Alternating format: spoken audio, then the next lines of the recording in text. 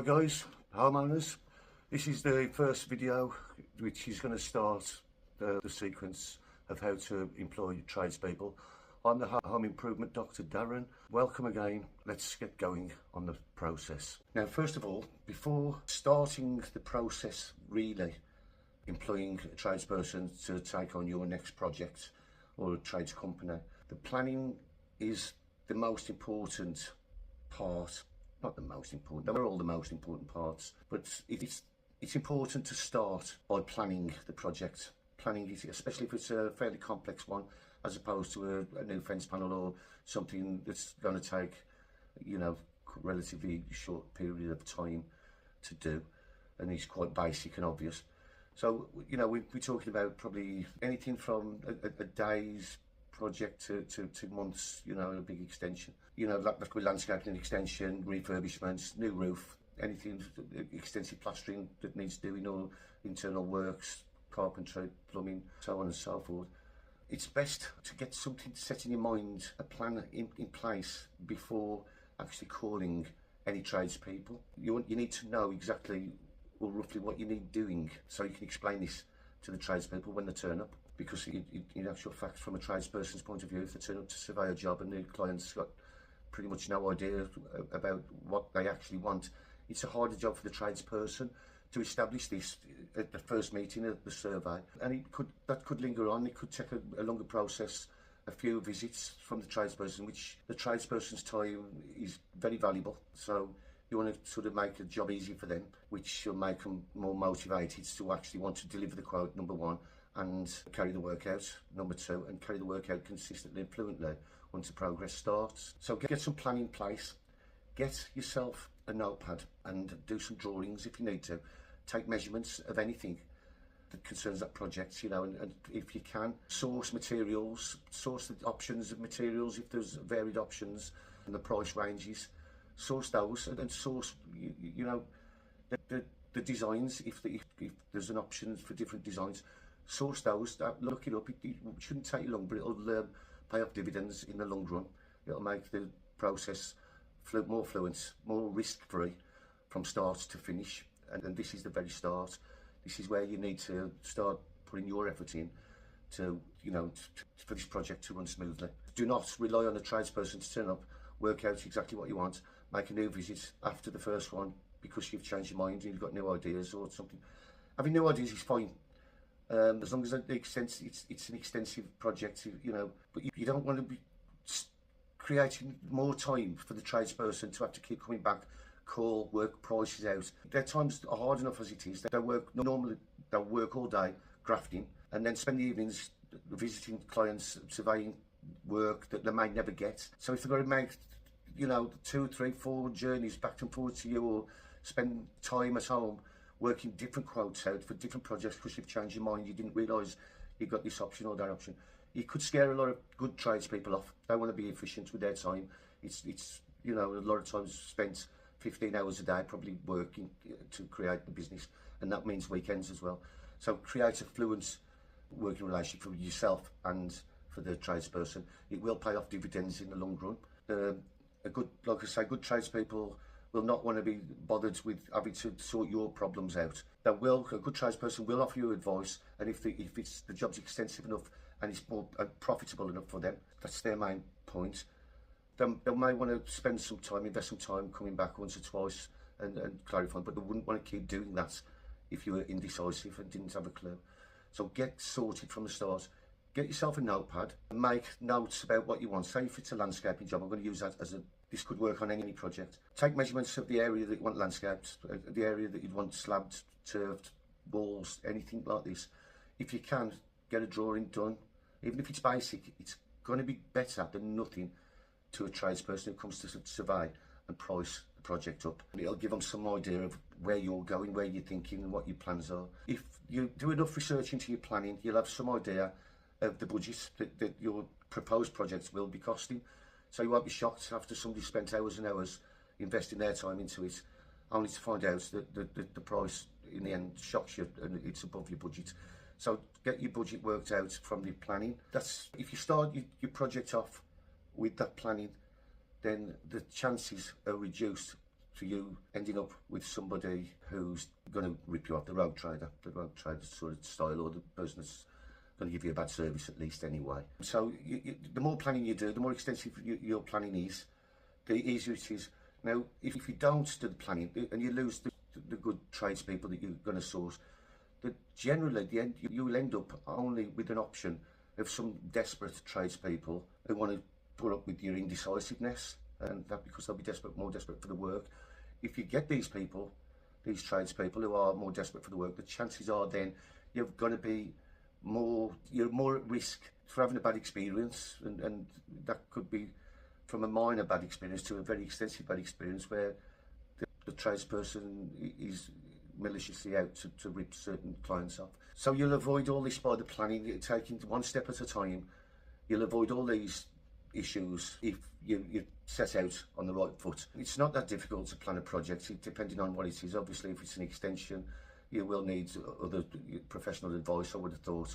But I would like to do a separate video on extensions, planning extensions, and that's from permitted developments to extensive two-storey or bigger extensions, you know, to sort of larger, you know, that you'd need to put through the planning department.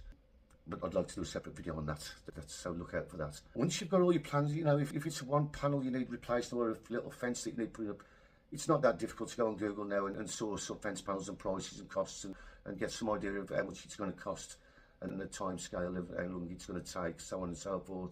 You know, that'll give somebody a better idea. In actual fact, if it's something as simple as fencing, you could probably get a quote over the phone via WhatsApp, you know, or sort of email with some photos. You know, that's another thing. While you're planning, take photos of the area. If it need be, go in your bedroom window and take it. If it's an outside project, for example, driveway or, you know, landscaping, you can go into a high point like your bedroom window if need be, and take some pictures and take some various photographs. If you could send these to your chosen tradespeople before they come and survey, they'll have a better idea. They may even be able to give you some estimate over the phone or give you some ideas, you know, remotely before they turn up. So you'll have a better idea of what your options are and what you could have and so on. So do as much as you can. You know, if it's an internal one, it's plastering.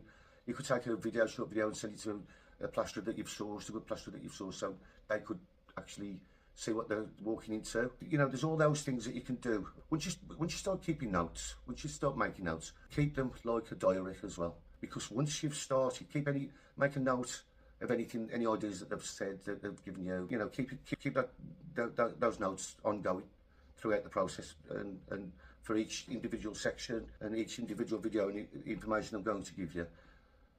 Just keep those notes, make notes of the tradesmen that you've sourced, the tradesmen that turn up, the ones that you've chose not to call for one reason or another. Keep those notes ongoing, and it'll give you a good idea of how things are going when you do eventually start and progress through the progress of the project. If you don't do it, now I've said this, if you don't do it, you are open to problems, you know, from the start. In my life, in my 43 years experience from working on domestic properties, I think really planning is one of the things that most homeowners don't do it. Some may source some good tradespeople the correct way. They may not get the correct quotation from the tradespeople though, which then creates a problem later on if there's a dispute on what should and shouldn't be done in that project from the tradesperson, what you're actually paying for. But planning in advance, as long in advance as possible, is my best advice. If you've got the option, you want a new extension next year or a new landscaping, you know, and you've got time to wait, then plan it now. I know prices are going up, it will affect prices, but because prices are changing quite fast. But you might choose a tradesperson or trades company now, and they may not be able to do it till next year. Prices may change there as well, so take that into account. But the longer you've got to plan the project, the more time you've got to think about the whole concept and know that it's right for you, especially if it's cosmetic projects as opposed to something that's essential, like, you know, plastering falling off the walls. You might need that done pretty soonish, and it's quite straightforward. You get new plaster put on, take the old plaster off, get new plaster on. That's quite straightforward. The longer you've got to plan, the better you can be. While we're talking about planning, I'd like to talk about the main point that I find that people don't make the most of, and that's time. During the planning, during every part of progress, in fact during most people's lives, they don't spend enough time thinking properly mulling things over properly about, you know, the decisions they're going to make, which normally require parting with some hard-earned cash. I only read the other day, I'm not sure how true it is, I can't verify it, but so many, a large percent of home buyers now put the first offer in 20 minutes after walking out the viewing of the property that they're going to buy. That's awful. From my position, the tradesperson's position, who's trying to educate the homeowners, that's awful. It's awful. You know, not enough time spent. I know you're up against it. If you're buying a property, you want that property, put your offer in quick. But, you know, it's the biggest investment of your life, and you need to spend time researching that property as well, to be quite honest, because you don't know what you're going to encounter once you do buy it, and you've got to maintain it. A lot of people don't know what they've bought for 10 years after, sometimes 20 years after. That's the truth. We go to properties and put new lintels in above doors and windows. The client never realised there wasn't any lintels above there. You've got cracks coming on the outside wall. They didn't realise. Some people then come to have an extension done, thinking my friend paid £30,000 for the same extension. Mine will be the same. However, they may live on a mining area, which now requires a rough foundation and more work done underground. That could be 3, 4, 5 times more than their friends who wasn't on the mining area. So all these things, you know, planning your project, but if you're buying a house or buying a property, it's great to research the property. It'd be great to know what you was dealing with, you know, and plan your project of maintaining that property throughout your lifetime in that property. So all these things need time.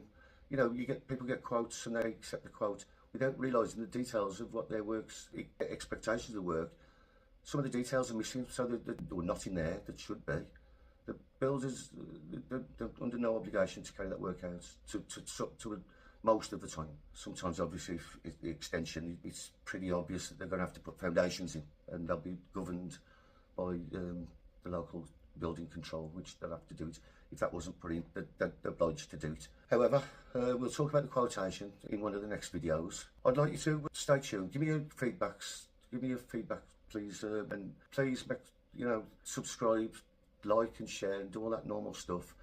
And if nothing else, if the information is not that interesting to you, or you don't want to take it on board, please just watch this video channel to see how well these videos turn out again, because my first one was awful. I'm still learning how to edit videos. I was eager to get my first introduction one on. I'd tried for 3 or 4 weeks, done 30, 40, 50 videos that I deleted, and got frustrated and just uploaded one. So I have been frustrated, and I'm presuming this may not be. I'm not going to edit this video that much, to be quite honest. I want the information to be more important than the background, or, you know, my look, or so on. Just hang in just to see how the videos develop over the next few months. I might become a little bit of an expert in video making. But anyway, I look forward to seeing you on the next video. The next one is going to be sourcing tradespeople correctly, and that will give you all the options and all the do's and don'ts on how to source good tradespeople. The things that a lot of people, you know, make mistakes while doing. Some of the obvious things that people don't take on board as well. So, okay, I'll see you soon. Please like and please share, subscribe, make comments. The more comments you make, the more I can address these issues for you, and we can all sort of get together and get the information passed on. Cheers, take care.